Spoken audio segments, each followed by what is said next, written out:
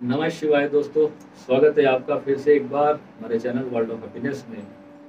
तो दोस्तों, एक प्रश्न बहुत सारे लोगों ने पूछा था कि गुरुजी, मंत्र जब सिद्ध हो जाएगा तो हमें पता कैसे लगेगा और कितने जाप करने पे मंत्र सिद्ध होता है। तो आज का वीडियो पूरा एंड तक देखना और एक भी लाइन इस वीडियो की मत मिस करना। अगर आज का वीडियो मिस कर दिया तो फिर समझ लो सब कुछ मिस कर दिया। आज मैं बहुत बड़ा कुछ देने वाला हूँ, मंत्र के बारे में पूरा रहस्य बताने वाला हूँ, जो कि बहुत कम लोग जो हैं मंत्र के बारे में बताते हैं कि मंत्र कैसे काम करते हैं और मंत्रों का विज्ञान क्या है एक्चुअल में। और आपको बोल दिया जाता है कि ये ग्रह खराब है, आप इसके ये मंत्र जाप कर लो, इतने लाख, इससे ये आपका सही हो जाएगा, ये मंत्र जाप कर लो, इससे इतना सही हो जाएगा। पर इसके अंदर की साइंस क्या है, कैसे मंत्र जप से आपके जीवन में सुधार होने लगते हैं। जब तक आपको मंत्र की साइंस नहीं पता होगी, आप सिर्फ मंत्र जपते रहोगे, खाली दीवार पे गोली चलाते रहोगे, उससे कुछ होगा नहीं। इस बात को समझ लेना और मुसीबत और मोल ले लोगे। ठीक होना कोई चीज, किसी भी प्रॉब्लम को सही होना तो बड़ी दूर की बात रह गई, जो उससे लाभ मिलना था वो तो मिला नहीं, नुकसान अलग से हो जाएगा। क्योंकि हमें पता ही नहीं है कि मंत्र करना क्यों है। ये सनातन धर्म के लिए बहुत बड़ी दुख की बात है कि हमारे साधु महात्मा, बड़े बड़े संत, इतने बड़े बड़े पंडाल हैं उन लोगों के, और आपको इतना सा सीक्रेट भी नहीं बताया। ये पुरानी काल से चला आ रहा है। ये मंत्र का रहस्य हमारे देश में बहुत पुराना है, लाखों साल पुराना। मैं सुनता आ रहा हूँ इसको, कि जिससे मैंने सुना और जिससे मैंने अनुभव लिए मेरे गुरुदेव से, तो उन्होंने जो चीजें बताई तो 101% सारी चीजें मैंने सटीक पाई। अब कल एक व्यक्ति का मेरे पास कॉल आया, मेरे साधक हैं, 1 महीना उनको जुड़े हुए हुआ, और उन्होंने कहा कि मुझे तो कुछ स्पंदन नहीं हो रहा है, मुझे कोई वाइब्रेशन नहीं हो रही है, इसमें कुछ नहीं है। तो मैंने उनको कहा कि कितना जाप कर लिया आपने। वो बोले कि मैं तो एक बार कर लेता हूँ दिन में, एक घंटा, आधा घंटा कर लेता हूँ। जब तक कुंडलिनी जागृत नहीं हुई, इस बात को बड़े ध्यान से समझना, आपके भीतर कुछ भी नहीं होगा। आप कितने भी मंत्र जाप कर लो, कितना भी खेल खेल लो, कितने भी मंदिरों में जाओ, नाक रगड़ो, दीवारों में सिर मारो, कुछ लाभ नहीं होगा। जब तक कुंडलिनी सो रखी है तब तक कुछ नहीं होगा। और एक समय होता है जिसमें आपने अपनी कुंडलिनी को एक्टिव कर लिया। अगर कोई मेरे से पूछे कि योग मार्ग में आने की सबसे सही उम्र क्या है, तो मैं उनको बोलूंगा कि 12 से 14 साल की जो उम्र है वो सबसे सही उम्र है। मेरा सौभाग्य था कि मैं 17-18 उम्र की एज के अंदर मेरे को मेरे गुरु मिल गए थे। तो ये बहुत बड़े सौभाग्य की बात है कि इस इंसान के छोटे से जन्म के अंदर आपको गुरु मिल जाए। और जब गुरु जीवन में आता है तो ही सारा चीज डिकोड होती है। कितना बड़ा रहस्य है एक गुरु ही बता सकता है, एक छोटा मोटा आदमी कोई नहीं बता सकता। जो हमारे देश में बहुत तरह के जो आध्यात्मिक लोग हैं, जो संत है, जो भक्ति मार्ग में चलता है, जो त्यागी पुरुष है, उसका अध्यात्म से कोई लेना देना नहीं है। अध्यात्म कुछ अलग ही विषय है। अध्यात्म उस आध्यात्मिक शक्तियों की जड़ है, और भक्ति मार्ग बिल्कुल अलग है। भक्ति मार्ग समर्पण का मार्ग है। भक्ति मार्ग जो है उसमें क्या है कि जो प्रभु जो तूने दिया है, जो जैसा चल रहा है, मुझे वो सब स्वीकार है। भगवान शिव ने जब साधना की तो उन्होंने एक चीज कही, जो चलेगा वो मेरे अनुरूप चलेगा, जो होगा वो मेरे हिसाब से होगा। पर क्या हर चीज भगवान शंकर के हिसाब से चली सृष्टि में? कितने सारे दैत्य थे, कितने सारे राक्षस थे, भगवान उनको वरदान दे देते थे और वो उन्हीं के पीछे पड़ जाते थे। ऐसे आपने भस्मासुर की कहानी सुनी होगी। भस्मासुर ने ऐसी क्या विद्या प्राप्त कर ली थी कि भगवान ने उसको ऐसा वरदान दे दिया कि तू जिसके भी सर पे हाथ रखेगा वो भस्म हो जाएगा। क्या विद्या है वो मारण प्रयोग है। तंत्र में उसको मारण कहते हैं। वो ऐसा कुछ नहीं था कि वो किसी के सर पे हाथ रखता तो वो भस्म हो जाएगा। वो जहां बैठा है, अपने घर से बैठ करके ही वो अपनी शक्तियों का गलत इस्तेमाल कर रहा था, वो भस्मासुर बन गया। यानी कि वो अपनी शक्तियों से गलत काम करने लगा, दूसरों को ऊपर अपनी शक्तियों का इस्तेमाल करने लग गया।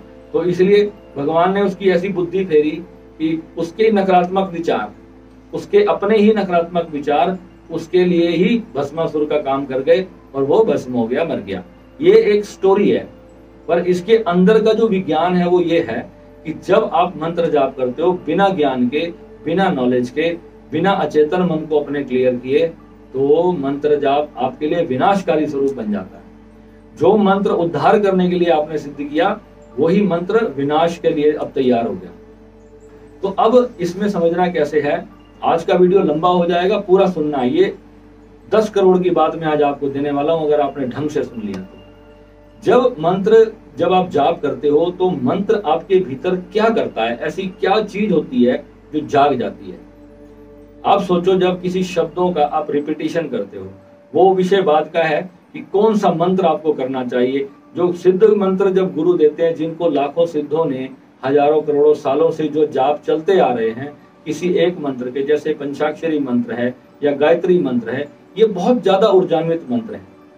इवन सदगुरु ने भी गायत्री मंत्र के बारे में खुल के बोला है कि गायत्री मंत्र कोई इतना सिद्ध मंत्र नहीं है कि आपको उससे आत्म साक्षात्कार की प्राप्ति हो जाएगी। पर गृहस्थी लोगों के लिए गायत्री मंत्र अच्छा है कि वो 10 बार या 11 बार सुबह कर लें, एक माला कर लें, तो उनका इतना हो जाएगा कि उनका जीवन अच्छा चलेगा। मगर जो साधक है उसके लिए जो प्रयोग दिए जाते हैं वो आम प्रयोग नहीं होते जो आपको स्कूलों में मिल जाते हैं। जब आप किसी चीज को 10 लाख रुपए दे करके कोई पढ़ाई करते हो किसी बहुत बड़े इंस्टीट्यूशन से, और एक आप घर के गली में किसी छोटे मोटे ट्यूशन पे आपको स्कूल लेते हो, तो उसमें और उसमें बहुत फर्क होता है।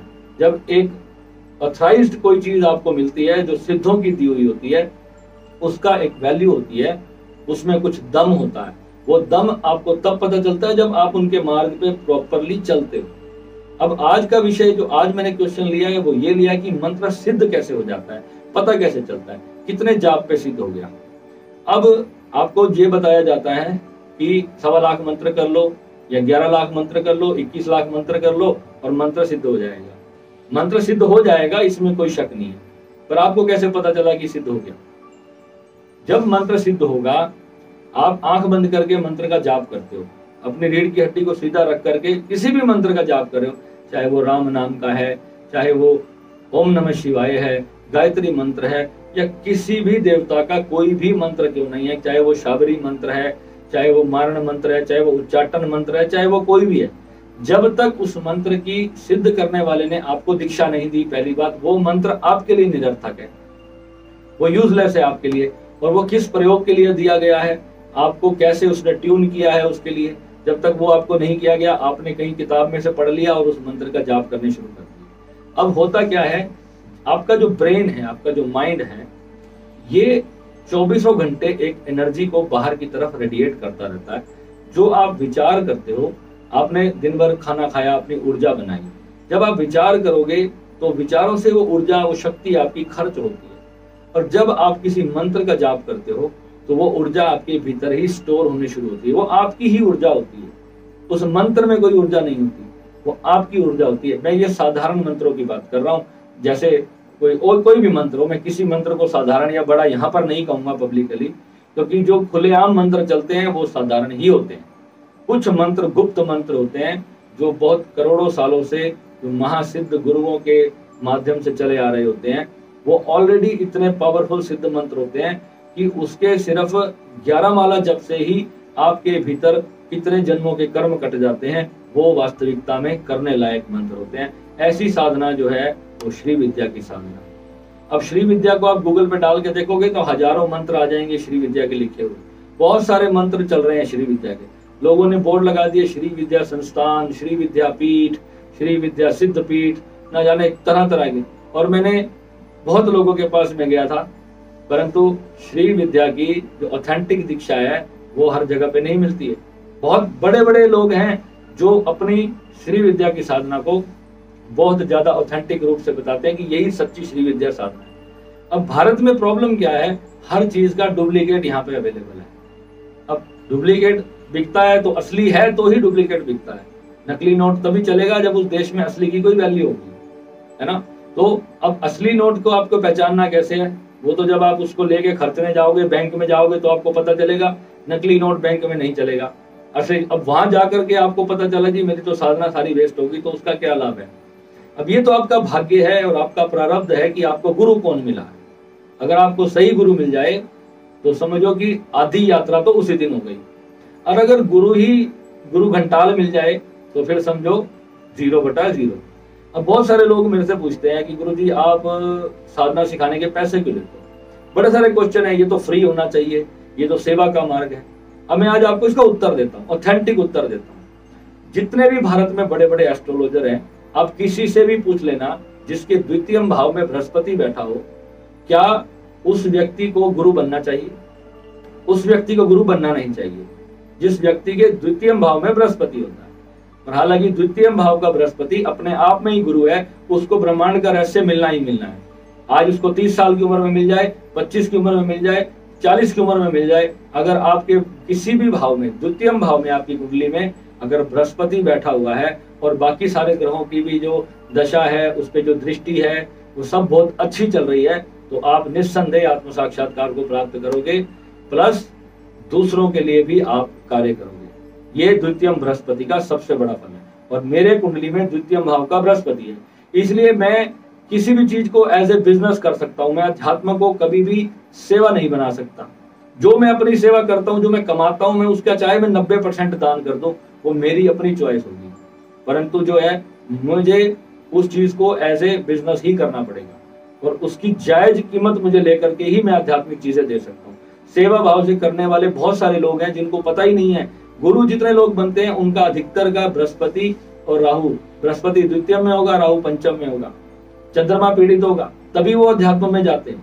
अगर उनका जीवन बहुत अच्छा स्मूथ चल रहा होता तो बहुत बड़े इंडस्ट्रियलिस्ट बन जाते, वो गुरु बाबा ना बनते। वो किसी कारण में, किसी प्रारब्धवश कुछ ऐसा कारण उनके जीवन में आता है, जीवन बहुत सारे दुख डाल देता है उसके जीवन में, तब जाकर के वो इस रास्ते पर चलता है। भगवान स्वयं गीता में कहते हैं कि मैं जब मुझे किसी को कुछ देना होता है तो पहले मैं उसके जीवन में थोड़ा सा कष्ट डाल करके उसका ध्यान इस मार्ग की ओर आकर्षित करता हूँ, तब वो व्यक्ति जो है इस मार्ग पर, मेरे मार्ग पर चलता है, मेरी यात्रा करता है, मेरी साधना करता है, मेरी भक्ति करता है। तो ऐसे उस व्यक्ति को जो है गुरु नहीं बनना चाहिए जिसका द्वितीय भाव में बृहस्पति हो। उसको बिजनेस के भाव से करना चाहिए, नहीं तो उसका ग्रस्त जीवन पूरी तरह से समाप्त हो जाएगा। उसकी जो सोशल लाइफ होगी, जो उसकी जो भी वो एंजॉय करना चाहता है अपने जीवन में, वो सारी चीजें उसकी समाप्त हो जाएंगी। अगर मैं पहले से ही गृहस्थी था, जब मैं आपके सामने आया यूट्यूब पर, मैंने आपको ये सब बताना शुरू किया। ये क्यों बताना शुरू किया, इसका कारण क्या था? क्योंकि मेरे से ये चीज बर्दाश्त ही नहीं हो रही थी। मैं बिल्कुल भी नहीं बनना चाहता था किसी का गुरु। मैं आज भी कहता हूँ कि मुझे कोई गुरु मत बनाओ, अपने भाव से जो मैं दे रहा हूँ बस ले लो। तुम भोले शंकर को अपना गुरु बनाओ, भोले बाबा को बनाओ, वही तुम्हारे गुरु है। जो मुझे देना है मैं तो दे दूंगा, मेरे पास जो है मैं सब दे दूंगा, और सब कुछ है जो तुम्हें चाहिए, सब कुछ है। कोई ऐसी चीज नहीं है जो यहाँ पर नहीं मिलेगी। दूसरी चीज ये है कि मंत्र की मैं आज बात कर रहा हूँ। जब गुरु कोई मंत्र देता है, मेरा मंत्र जब सिद्ध हुआ तब मैंने उसकी शक्ति को पहचाना। मंत्र जब सिद्ध होता है तो ब्रेन के अंदर वो जो शक्ति हमारे ही भीतर जब स्टोर होती है, हमारी ये बॉडी का स्ट्रक्चर है, इसको बड़े ध्यान से समझो। ये स्ट्रक्चर है हमारा, ये एक लिंगाकार शरीर है। हमारा सर जो है ऊपर से शिवलिंग की तरह है। तो जब शिवलिंग पर ठंडा पानी डाला जाता है तो ये भी एक सिंबॉलिक चीज है कि उस पर ठंडा पानी क्यों डालते हैं, क्योंकि हमारा जो सहस्त्रार चक्र है वो गर्म हो जाता है जब ऊर्जा इतनी ज्यादा जागृत हो जाती है। आप में से बहुत सारे लोग मुझे फोन करके कहते हैं, भैया मेरी रीढ़ की हड्डी में तेजाब की तरह आग जल रही है, मेरा सर बहुत गर्म हो रहा है, मेरा फेस बहुत गर्म हो रहा है, एसी में भी मुझे पसीने आ रहे हैं। अभी भी यहाँ पर एसी चल रहा है, मेरे यहाँ पे पसीने ऐसे टपक रहे हैं। 21 पे एसी चल रहा है, पर फिर भी यहाँ पर पसीने निकल रहे हैं। कारण क्या है? वो जो ऊर्जा है जो अंदर, वो गर्माहट उसकी जो है हमारे बॉडी में देती है, वो तेज होता है उसका। एक एक सेल जब आपका उस शक्ति से जागृत होना शुरू होता है। अब ये पूरा स्ट्रक्चर है, अंदर सर्किट सिस्टम है, 72,000 नाड़ियां हैं हमारे शरीर के अंदर। अगर आपके ये सारे चक्र अवलोक होंगे, 112 चक्र और है हमारे शरीर में, 2 बाहर हैं। ये सारे चक्रों का जब सर्किट जो जाल है, अलग अलग जगहों से जब ये सारा का सारा ब्लॉक होगा, जब सारा का सारा ये बंद होगा, तो वो शक्ति आपकी बॉडी में फ्लो नहीं करेगी। कईयों के साथ ऐसा भी हो जाता है कि सिर्फ सर पे ही ऐसा लगता है कि 40 किलो का सर हो गया, इतना भारी सर हो जाता है, क्योंकि ऊर्जा इकट्ठी तो कर रहे हैं मंत्र की, पर उनको पता ही नहीं है उस ऊर्जा को खर्च कहाँ पे करना है। और मंत्र सिद्ध हो चुका है पर जाप किए जा रहे हैं, कोई भगवान के दर्शन तो हुए नहीं। कैसे होंगे? अभी तक आप एक अटक गए एक जगह पे, एक हेड के अंदर अपने आगे चक्कर के और सहस्त्रार के बीच में कहीं अटक गए। आज एक व्यक्ति ने मुझे कॉल किया, कहता भैया मेरा ब्रह्मरंध्र खुल चुका है, बट मुझे कुछ भी दिखाई नहीं दे रहा, कुछ भी सुनाई नहीं दे रहा, मुझे नींद आती है, कई बार मेरे को रात को सर में ब्लास्ट हो जाते हैं। मैंने पहले ही कुंडलिनी वाले वीडियो में बताया, ये जो सर में जो विस्फोट जैसी स्थिति आती है, ये आपके तंतु फट रहे हैं ब्रेन के। ये छोटी मोटी कंडीशन नहीं है, ये बहुत सीरियस कंडीशन है। ये गलत साधना का काम है और आप जब भी आंख बंद करोगे आपको बहुत जोर से झटका लगेगा। तो इसी चीजों को रोकने के लिए जो मेरे साथ हुआ था, मैंने ये गलत साधनाएं कर दी थी, जाने अनजाने में की थी, पर मेरे साथ हुआ। बट वक्त रहते मैंने अपनी उन चीजों को संभाल लिया। अब उसके लिए बहुत बड़ी यात्रा थी जो 2.5-3 साल की, वो मैंने सारी की, तब जाके मैं उस चीज को प्राप्त कर पाया जो मैं प्राप्त करना चाहता था। तो दोस्तों, मंत्र सिद्ध होता है जब आपकी अंदर ऊर्जा इतनी विकट रूप से जागृत हो जाए, आपके अंदर बहुत जबरदस्त तेज आ जाए, आपके चेहरे पर अलग से तेज आने लग जाएगा। आप जो सोचोगे वो संकल्प सिद्ध होने शुरू हो जाएंगे। किसी को आपने मजाक में भी बुरा भला कह दिया तो उसका बैंड बजना शुरू हो जाएगा। किसी को आपने आशीर्वाद दे दिया तो उसका भला होना शुरू हो जाएगा। ये मंत्र की शक्ति है। पहले जो ऋषि मुनि होते थे, वो जल हाथ में लेकर कहते थे जा तेरा सत्यानाश हो जाए, वो श्राप देते थे। तो वो श्राप क्या था? अगर आप किसी ऐसे तेजस्वी महात्मा का दिल दुखा देते हो तो उसके मुंह से अगर आपके लिए गलत शब्द निकल गया, अगर उसने कह दिया ना तेरा बेड़ा गर्क होगा, तू नहीं बचेगा, अगर उसकी आत्मा को आपने इतनी हदें तक दुखा दिया, तो ये समझ लेना आप सारे 10 दिशाओं में भाग लेना। उसकी एनर्जी एक बार अगर नकारात्मक ऊर्जा आपके प्रति बह गई तो आपको कोई बचा नहीं पाएगा, आपका सर्वनाश फिर तय है। और अगर उसी व्यक्ति का आपने आशीर्वाद प्राप्त किया, उसकी सेवा की, उसको प्रसन्न कर दिया किसी भी तरह, अगर उसके हृदय से आपके लिए सच्चे मन से आशीर्वाद भी निकल गया, तो आप देखोगे सारे काम बनने शुरू हो जाएंगे। इसीलिए कहा जाता है कि जहां संत दिखे उसके पैर छू लो। संत के मुंह से हमेशा आशीर्वाद निकलना चाहिए। भूले से भी चाहे संत के रूप में कोई पाखंडी भी मिल जाए, कोई चोर भी मिल जाए, संत का वेश पहना हुआ है ना, तो उसको आप पहचान नहीं सकते, आप उसकी पावर को नहीं जान सकते। उसकी नॉर्मल बॉडी देख के आप उसको गाली भी दे सकते हो। बहुत सारे मेरे शहर के लोग हैं, वो कहते हैं बड़ा आया बाबा बन गया। मेरे को किसी को क्या बताना है? मुझे जो मुझे दिख रहा है, मेरे भोलेनाथ को पता है कि मेरे पास क्या है, किसी को दिखाने की आवश्यकता नहीं है। और वही है जो करने वाला है। और आज जिस स्थिति पे उसने मुझे पहुंचाया, मेरे जैसे इंसान को मैं बहुत तुच्छ मानता था अपने आप को, जब मेरे भीतर वो जागृत हो सकता है तो आप तो मेरे से बहुत ऊंचे हो, आपके अंदर क्यों नहीं जागृत होगा? मेरा तो बैकग्राउंड आप सुनोगे तो आप डर जाओगे कि ऐसा भी इंसान होता है और वो भी भगवान के रास्ते पे आ सकता है, तो आप क्यों नहीं आ सकते? आज भी मैं अपनी जिंदगी को 100% जीता हूँ। बाबा जी ने एक ही बात हमें सिखाई थी, लिव 100% लाइफ एंड 100% स्पिरिचुअलिटी। दोनों चीजें आपके जीवन में पूरी तरह से होनी चाहिए। ये नहीं है कि पूरी तरह से आध्यात्मिकों के जंगल में भाग गए, पत्नी और बच्चे भूखे मर गए, माँ बाप तुम उनको सेवा की जरूरत है, माँ बाप को डॉक्टर के पाले जाना है और तुम बैठे जंगल में साधना कर रहे हो। वो कोई जीवन नहीं है, उससे ज्यादा दरिद्रता नहीं है। तो अपने मंत्र को पहले गुरु की खोज करो। सबसे पहली सीढ़ी वही है, गुरु आपको सही मिला, जिसके पास मर्जी जाओ, नो इश्यू। गुरु सच्चा होना चाहिए, गुरु में दम होना चाहिए, गुरु में शक्ति होनी चाहिए। भारत में एक ईंट उठाओगे तो 50 नकली गुरु निकलेंगे जिनके पास कुछ भी नहीं है। मैंने पर्सनली तौर पे मैंने इतने बड़े बड़े आश्रमों में जाके देखा, उनका निजी जीवन तो हमारे जैसा ही था। तो गुरु वाली कोई बात नहीं थी। तो गुरु होना, गुरु की तरह आचरण करना, और वो अलग चीज है। और गुरु बनने के बाद गुरु भाव से कार्य करना, ये बहुत बड़ी विशाल चीज है। जब मंत्र जागृत होगा तो फिर न जाने क्या क्या जागृत होगा। असली चीजें तो उसके बाद है।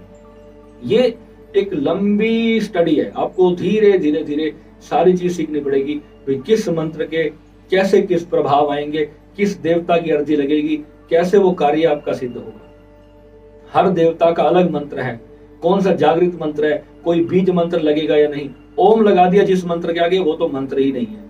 पहली मेरी बात समझ लेना, जिस मंत्र के आगे तुमने ओम लगा दिया वो मंत्र नहीं है। ओम कीलित है। ये ऋषियों ने खेल खेला था कि लोग इन चीजों का गलत यूज ना कर जाएं। जिस मंत्र के आगे तुम ओम लगा दोगे वो तुम अपने शरीर के अंदर ही घूमते रहोगे। वो तुम्हारी सारी तपस्या का फल जो है वो गया इंद्र के पास। और जब तक आसन सिद्ध नहीं करोगे, जिस आसन पर बैठकर तुम साधना करते हो वो आसन पहले सिद्ध होना चाहिए। और आसन सिद्ध नहीं है तो वहां पर एक मेरु यंत्र की, सिद्ध मेरु यंत्र की स्थापना होनी चाहिए, या फिर कोई और रुद्राक्ष माला होनी चाहिए। आपके शरीर का ऑरा पूरा निर्मित होना चाहिए। ग्रहों के हिसाब से आपके जो क्या कुंडली में योग बने हुए हैं, वो कौन सा ग्रह है जो आपकी साधना में बाधा डाल रहा है। खास तौर पे राहु, शनि, मंगल, अगर ये वक्री होते हैं, ये खराब होते हैं, तो आपकी कोई भी साधना सिद्ध नहीं होती। मैंने निरंतर, मेरी 18 साल की राहु की महादशा है, जो कि 2027 में जाके समाप्त होगी। और तब से लेकर आज तक मैं अपने राहु के उपाय कर रहा हूँ, अभी तक करता हूँ। और बीच बीच में राहु कहीं ना कहीं से आगे पिन मार ही देता है मुझे, कोई ना कोई पिन जरूर मार देता है, कोई ना कोई कार्य अटका देता है, कहीं ना कहीं से मानसिक परेशानी देनी है उसको। और इस योग में मैंने साधना की है।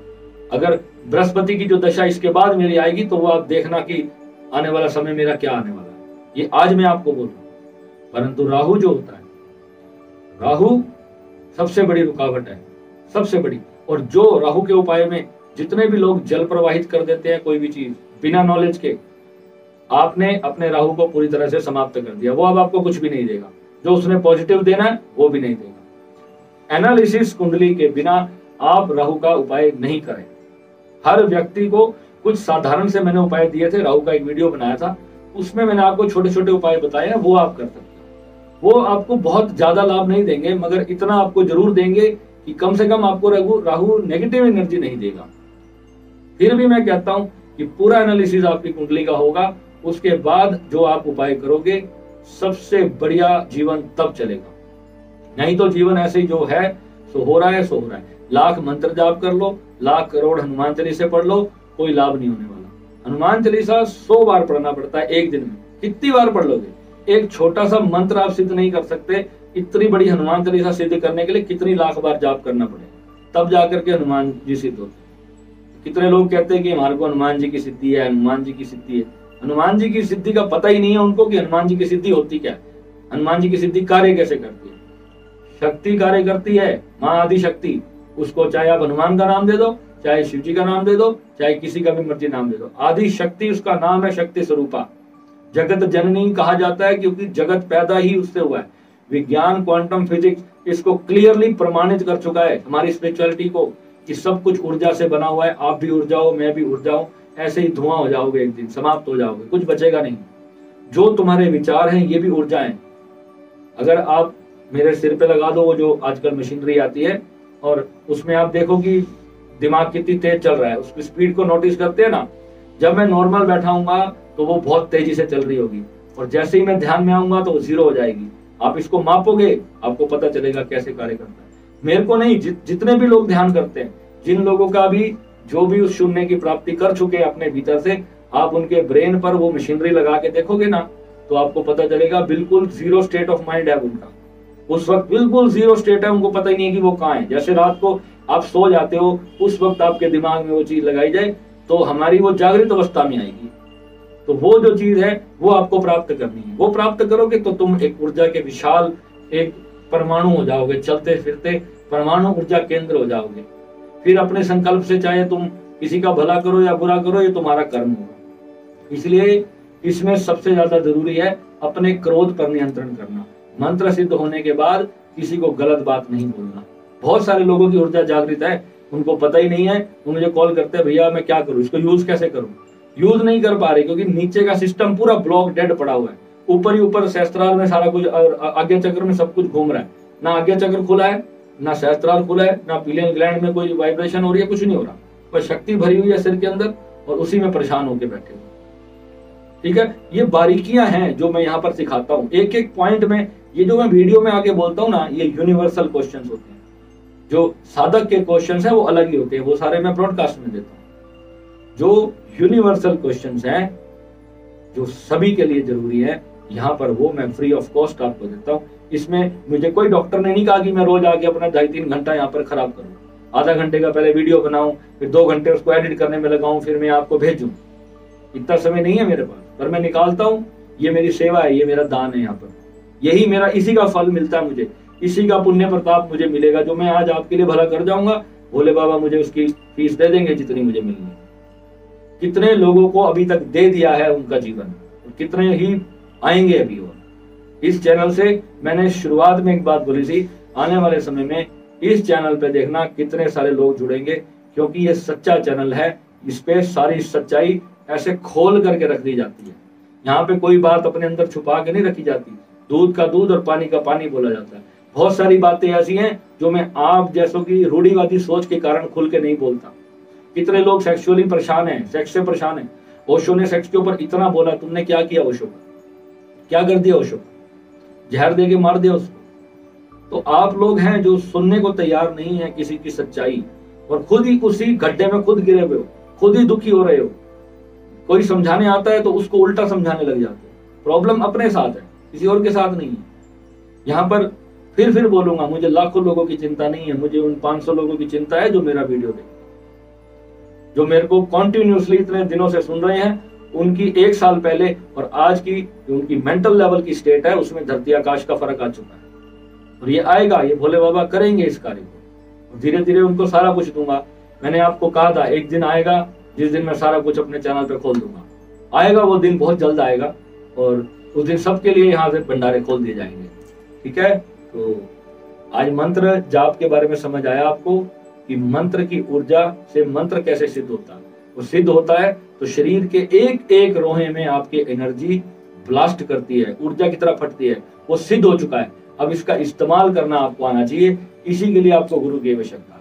जब तक एनर्जी आगे फ्लो नहीं करवा सकोगे तो खुद ही ब्लास्ट हो जाओगे, खुद ही भस्मासुर बन के अपने आप को अंदर से बीमार कर लोगे, सारे शरीर बीमार हो जाएगा, सेक्सुअल पावर बिल्कुल जीरो हो जाएगी, खत्म हो जाएगी, संतान उत्पत्ति की शक्ति खत्म हो जाएगी। इतने इसके नेगेटिव यूजेस हैं। तो लोग कहते हैं ना कि जिसकी कुंडली जागृत हो जाती है उसका पेट क्यों बढ़ जाता है। आज मैं वो भी बता देता हूँ। जो हमारा पेट है, हमारे मूलाधार चक्र में हमारी कुंडलिनी होती है साधना प्रारंभ करने से पहले। जब वहां से शक्ति उठ के ब्रह्मलीन हो गई, बाहर आ गई, तो अब वो ऊपर रहेगी, सहस्त्रार में रहेगी। तो अब क्या होगा, जो शक्ति हमारे भोजन को अच्छी स्पीड से, फास्टेस्ट स्पीड से पचाती थी, अब आपको भोजन बिल्कुल हल्का लेना पड़ेगा, बिल्कुल हल्का भोजन करना पड़ेगा। या फिर मेरी तरह अगर आप फूडी हो तो फिर ऐसे पेटू हो जाओगे फिर, क्योंकि मैं तो खूब दबा के खाता हूँ। पर मेरी शक्ति को मैं नीचे लेकर के आता हूँ। दिन में 2 घंटे में अपने नाभि चक्र में रहता हूँ, बाकी समय मैं ऊपर रहता हूँ। तो ये आपको बैलेंस करना पड़ेगा अपने आप को। ये चीजें सीखनी पड़ेंगी आपको, नीचे कैसे लाओगे और ऊपर कैसे लेके जाओगे, कब किस चक्र पे आपको चाहिए। अगर मान लो आपके लंग्स में, आपके हार्ट में, आपके गले में कोई समस्या आ गई है, तो आपको उस चक्र पे आकर के रहना होगा कुछ दिन, उस चक्र पे अपने आप को रोक कर रखना होगा। ये सारी विधियां हैं, ये सारी टेक्निक्स हैं जो आपको सीखनी पड़ेंगी। आपके टांगों में दर्द है, कहीं से आप 10 किलोमीटर पैदल चल के आए हो, टांगे थकी हुई हैं, आप अपनी लेग्स को उसी टाइम हील करो उस पावर से। उस शक्ति को नीचे लाने के लिए ही सारा योग है, क्योंकि ऊपर चढ़ा दिया आपने, अब उसको नीचे भी लाना आना चाहिए। जैसा यूज होगा वैसे ही उसका इस्तेमाल करना। ठीक है, बाकी जितना होगा आप जब ज्वाइन करेंगे तो एक एक चीज आपको ब्रीफली अच्छे से समझाई जाएगी। ठीक है, तो मिलते हैं अगले वीडियो में। नमस्कार।